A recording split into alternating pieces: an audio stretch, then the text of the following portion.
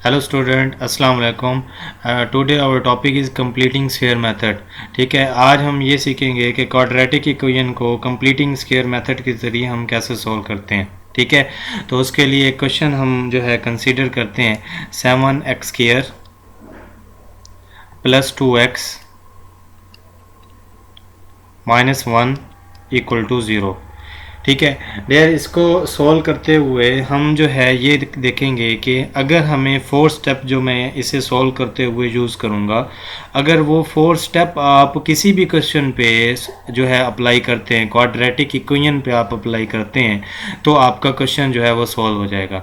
तो first of all जो ये क्वाड्रेटिक इक्वेशन को कंप्लीटिंग स्क्वायर मेथड के ज़रिए सॉल्व करते हुए जो पहला स्टेप है वो ये है कि आपने जो है ये देखना है कि जो आपके पास 7 दिया हुआ है इसको आपने ख़त्म करना है, यानी कि एक्स स्क्वायर के साथ हमें 1 चाहिए। तो 1 हमें लाने के लिए हम क्या करेंगे, इसे जो है 7 से डिवाइड करवाएंगे। ठीक है, तो 7 से डिवाइड करवाते हुए यहाँ पे दिया हुआ है 7x square plus 2x minus 1। ठीक है, इन सब को आप जो है 7 से डिवाइड करवा दें।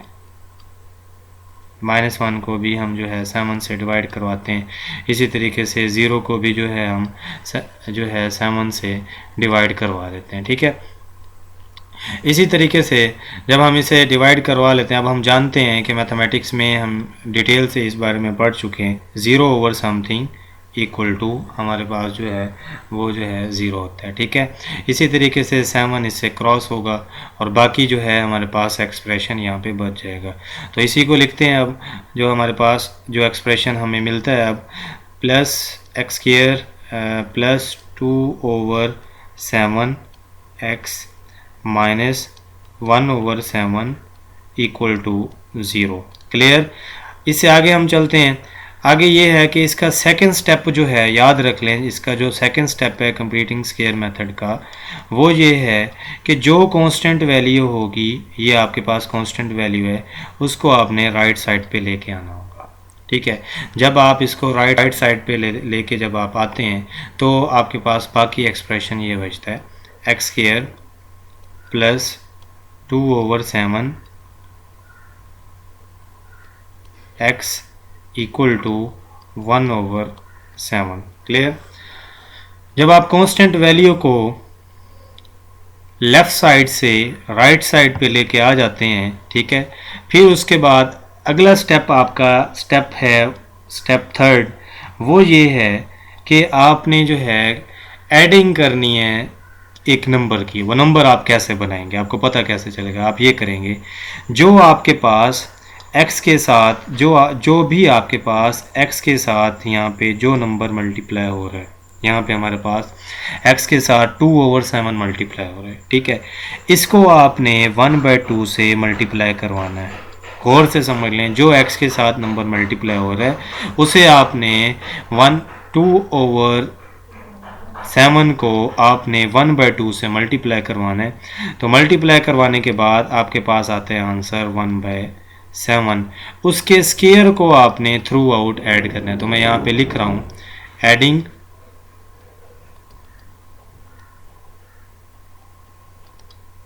बोथ साइड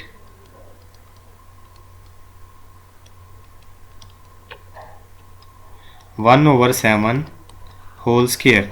ठीक है, यानी कि हमने स्क्वायर को जो है ऐड करना है 1/7 का। इसको मैं ऐसे लिख सकता हूँ x होल स्क्वायर प्लस, इसको हम ऐसे भी लिख सकते हैं 2x एंड 1 ओवर 7 लिख सकते हैं, क्योंकि यहाँ पे हमारे पास 2 ओवर 7 है। मल्टीप्लाई करवाएंगे वापस यही बनेगा। और हम कह रहे हैं कि हम 1 ओवर 7 के स्क्वायर को थ्रू आउट ऐड कर रहे हैं। ठीक है, जो हमने सपोज किया है उससे मैं जो है यहाँ पे अलग एक कलर में लिख देता हूँ ताकि आइडेंटिफिकेशन होती रहे।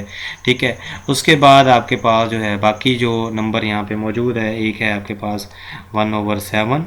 ठीक है, और यहाँ पे आप ऐड कर रहे हैं 1 ओवर 7 होल स्क्वायर। ठीक है, ये आपने जो है एक्सप्रेशन यहाँ पे एक नया एक्सप्रेशन आपको मिल चुका है।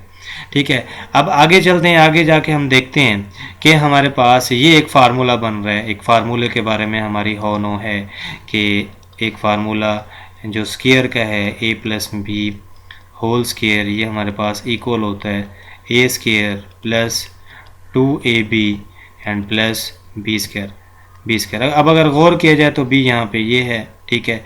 बी की बात की जाए तो इस एक्सप्रेशन में ये है, इस एक्सप्रेशन में ए आपका ये है, 2 आपका ऑलरेडी मौजूद है और ए का स्क्वायर यहाँ पे x है, ठीक है।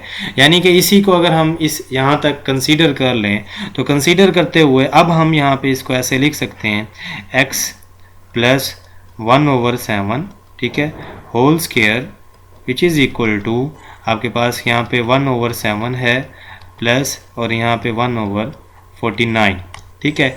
ये आपने स्क्वायर को जो है ओपन किया है तो आपके पास 1/49 आ गया। अब यहाँ पे आपने क्या करना है, एक और स्टेप हमारा ये है कि हम इसका एलसीएम ले लेते हैं, ठीक है। एलसीएम हमारे पास आता है 49, यहाँ पे 7 प्लस 1 करेंगे, ये आपका जो है इंशाल्लाह 8 हो जाएगा, ठीक है। यहाँ पे हम देखते हैं कि अब हमारे पास x प्लस 1/7, ठीक है, होल स्क्वायर इक्वल टू 8/49, ठीक है। अब अगला स्टेप हमारा ये है जो हम जिस स्टेप को हम स्टेप 4 कहते हैं, ठीक है। स्टेप 4 हमारा ये है कि हमने स्क्वायर रूट लेना है थ्रू आउट। तो मैं यहाँ पे लिख रहा हूँ taking square root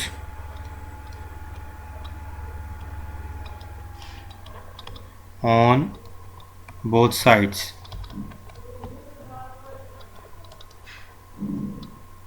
we get, हमने स्क्वायर लिया, ठीक है, स्क्वायर रूट लिया, सॉरी।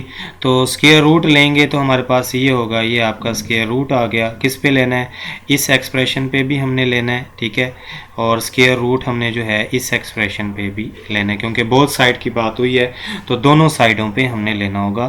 तो यहाँ पे आपका x प्लस 1/7, यहाँ पे ये स्क्वायर है, इसका स्क्वायर रूट ले लिया और उसके बाद राइट साइड पे हमारे पास जो है वो 8/49 है, ठीक है। अब हम ये जानते हैं कि 49 का स्क्वायर रूट का ये तो अब हमारे पास ये जो है ये तो यहाँ से क्रॉस हो जाएगा। तो यहाँ पे जो है हम x प्लस 1/7 लिख लेते हैं और इसका 8 का स्क्वायर रूट का आंसर हमारे पास आता है 2 स्क्वायर रूट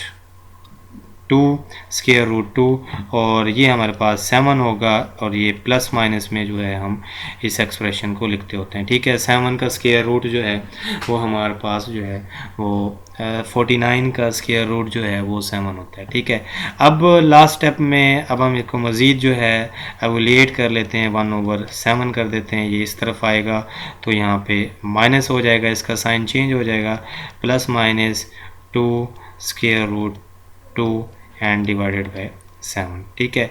और उसके बाद अब आगे चलते हैं हम, आगे हमारे पास जो है ये एक्सप्रेशन जो है इसको मज़ीद जो है एवोलिएट करने के बाद हमारे पास दो आंसर आएंगे, -7 प्लस माइनस स्क्वायर रूट 2 और यहाँ पे इसे 2 मल्टीप्लाई हो रहा है और ये 7। तो सोल्यूशन सेट आपका क्वाड्रेटिक इक्वेशन का, क्योंकि हमने सोल्यूशन सेट बताना होता है जो उसकी जो है आइडेंटिफिकेशन करता है, ठीक है। तो यहाँ पे हमारे पास -1 plus minus 2 square root 2 and divided by 7, ये आपके पास जो है इस इक्वेशन का जिसे हमने लेट किया था इसके हमने जो है रूट निकाले हैं। दोबारा एक दफ़ा मैं जो है एक दफ़ा रिपीट करवा देता हूँ आपको, ठीक है।